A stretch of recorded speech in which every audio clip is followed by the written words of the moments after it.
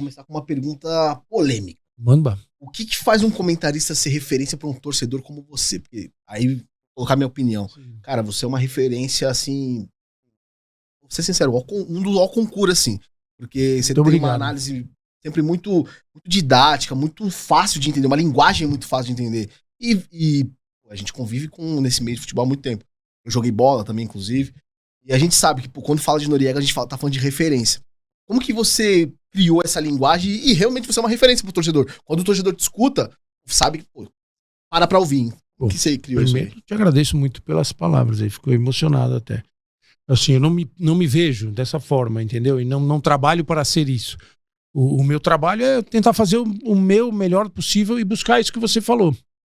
Principalmente agora na Record, que é uma TV aberta, né? Uma TV grande, uma TV que atinge um número absurdo de pessoas, é você conseguir falar, se comunicar, comentar o jogo, tanto para aquele cara que conhece bastante futebol, que é o seu caso, que jogou futebol, que entende da tática, quanto para aquela pessoa que tá vendo futebol porque gosta de se divertir, não sabe nem o nome dos jogadores, mas curte ver aquele jogo. Então eu sempre busquei dessa forma, assim, estudando, já fiz curso, né? Fiz curso de gestão técnica do futebol na Universidade do Futebol, projeto muito bacana do professor João Paulo. Tem muita coisa legal que você aprende. Sabe, na minha turma estava Paulo Autuori, Roque Júnior, Thiago Carpini, todos fazendo esse curso, né? Então eu aprendi muito, mas assim, eu acho que não faz sentido eu usar termos daquele curso numa transmissão de futebol. Acho que o meu dever como comentarista é tentar explicar o jogo da maneira mais simples para que todo mundo possa ouvir, né? Destrinchar o jogo, né? Traduzir o jogo. É um desafio que eu tenho. Talvez nem todos achem que eu consiga, mas se uma parcela acha que eu consigo, eu acho que já é uma vitória, né? Como é que vou pegar esse gancho então. Como é que foi fazer esses cursos com essa galera que realmente é da bola 100%, né? Tem alguma coisa que você consegue tirar dali pra sua análise ser mais direta? Do curso, você fala? Sim, tem muita coisa que tem muita coisa que você aprende ali, que você tem acesso a um tipo de informação, de análise que os profissionais do futebol fazem. Analista de desempenho, o Eduardo Barros, se não me engano, foi auxiliar do Fernando Diniz. Ele deu um curso maravilhoso sobre a questão de táticas aplicadas a sistemas de jogo, né? Porque são coisas diferentes, tática, sistema de jogo, esquema tático. Ele tinha trabalhado na base do Novo Horizontino, então ele passou uns vídeos. Então você começa a entender situações que às vezes você está vendo no jogo, mas você não consegue entender ao ponto de você conseguir explicar, né? Então é muito do professor João Paulo Medina, né? Para falar, estava esquecendo o nome do professor aqui, que é um cara espetacular, uma história no futebol, assim, e ele optou por buscar levar esse conhecimento para as pessoas através da Universidade do Futebol, dos cursos da Universidade de Futebol. Eu fiz um curso também que é preparatório para você poder dar aulinha de futebol para criança. Foi sensacional esse curso, cara, né? Do lado lúdico, né, do futebol. Então eu aprendi muito e ali você tem a oportunidade de conversar com as pessoas, com caras do futebol que estão lá fazendo aquele curso também, né? Eu sei que o Paulo Calçade, que é um colega que eu admiro, respeito muito, fez esse curso também. Então, assim, são essas situações em que você aprende coisas que você não tem acesso naquele seu dia a dia. E eu acho que a gente não deve ficar preso só a ver o jogo, pegar os dados que você tem nos aplicativos, analisar estatisticamente, só resultado. Então, ali teve uma coisa que eu lembro de um termo que era o Eduardo Tega, que era um dos coordenadores do curso, que não está mais lá na Universidade de Futebol. Ele fala pedagogia ele fala da pedagogia da terra, do terrão, pedagogia da rua no futebol, que era uma coisa que eles estavam voltando. Por quê? Estudando, analisando, eles tinham entendido que aquilo que você aprendia jogando futebol no terrão, na rua, você estava perdendo, que era uma coisa da diversão. Então, através desse curso, você tinha acesso a informações e detalhes que você não tem no dia a dia. Por exemplo, que clubes grandes do futebol brasileiro estão levando os meninos da base para treinar 1, 2 vezes por dia num terrão, na várzea. O Palmeiras faz isso. Tem um campo, né? Tem um campo que eles pediram para faz um campo ruim aí, para a molecada jogar no campo ruim, entender. Então, essas coisas são muito legais. E aí você começa a entender processos, né? Como é que você trabalha a formação de uma equipe, quanto tempo isso demora, como é que você adapta o seu time ao adversário, as alterações. Então aprendi muito, muito. E sempre que tem alguma coisa eu ainda vou fazer. Estou fazendo um curso agora de arbitragem da Federação Paulista de Futebol, tudo. Porque a arbitragem vai mudando e tal. Você tem que estar... E eu adoro arbitragem, né? Tem o Sálvio, que é o nosso comentarista da Record, que para mim é o melhor comentarista de arbitragem que tem por aí. Fiz um curso com ele na CESP, na nossa Associação dos Cronistas Esportivos, né? Foi uma ideia minha, inclusive na época como diretor, voltado para jornalista, né? Porque a gente, jornalista, às vezes acha que entende pra caramba das coisas, né? Várias nuances. E não entende nada, e tem que estudar, né? Esse é um dos defeitos que eu acho que o jornalismo tem em alguns aspectos, de achar que está preparado para tudo. Não, a gente tem que se preparar sempre, tem que ir se corrigindo, aprendendo, ouvindo quem teve uma experiência que a gente não tem, pra gente aperfeiçoar o nosso trabalho, né? Aqui a gente vai avançar um pouquinho, depois a gente volta, tá? Você que manda. A gente vai misturando os assuntos aqui. Que... Se eu estiver falando muito, me fala. A gente tá pra ouvir histórias. E aí eu vou pegar um outro gancho disso que você falou. A gente recebeu o Paulo Turra aqui, o professor Paulo Turra. Sim. Ele falou basicamente o que você disse agora de repente, nos cursos, você colocar didaticamente, né, para as próximas gerações. E aí eu queria te fazer essa pergunta. Como que você vê os técnicos hoje, no sentido de que a gente teve muitos técnicos vencedores no Brasil? Sim. Entre os mais famosos, enfim. E só que a gente não tem nada documentado. Um dos pontos que a gente trabalhou com o Paulo Turra numa resenha aqui no canal. Como que você vê isso, a importância disso para a nova geração de treinadores? Assim, o Paulo Turra esteve com a gente no programa, lá no Sport Record, há algum tempo, e até me deu o livro dele. A gente também. Ele também que é bem bacana o livro dele. Legal. Eu sei que tem o professor Drubs, que também tem um livro sensacional, um livro grandão, assim, todo. Eu ganhei esse livro também. Mas nunca se teve esse costume aqui no Brasil. Eu acho assim, eu não considero que os nossos treinadores sejam ruins, que eles estejam ultrapassados, que eles não prestem. Acho que nós temos ótimos treinadores aqui, mas assim, a gente ficou um pouco mal acostumado no Brasil, né? Como todo projeto muito vencedor, o futebol brasileiro ficou meio soberbo, meio arrogante. A gente sabe tudo. Quem vem aqui ensinar a gente? Eu lembro que eu trabalhei um tempo com o Edinho, que foi um dos maiores zagueiros, maiores jogadores da história do futebol. Sim. Zagueiro, lateral, jogava muita bola. Trabalhei com ele no Sport TV, um cara gente boa, divertido pra caramba. A gente viajava muito juntos e a gente conversava pra caramba, né? Porque trabalhar com esses caras é uma aula também. Se absorver, né? O que eles viveram naquela época. E ele me contou uma vez que quando ele estava no Fluminense, na época da máquina do Fluminense, Rivelino, Edinho, Carlos Alberto Pintinho, timaço, né?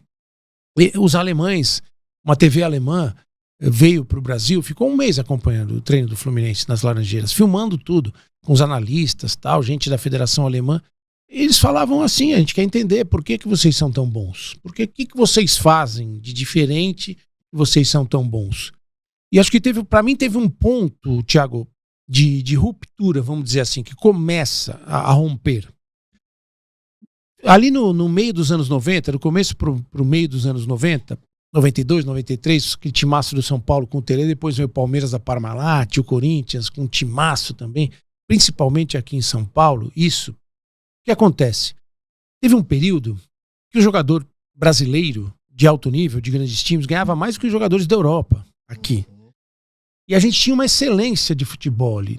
Quem viveu aquele período, quem foi aos estádios naquele período, em especial aqui em São Paulo, via jogos espetaculares. Seleções, né? Eram seleções em campo. Os caras jogando, e era só jogaço. Clássico, Morumbi lotado, Pacaembu lotado, Parque Antártica lotado.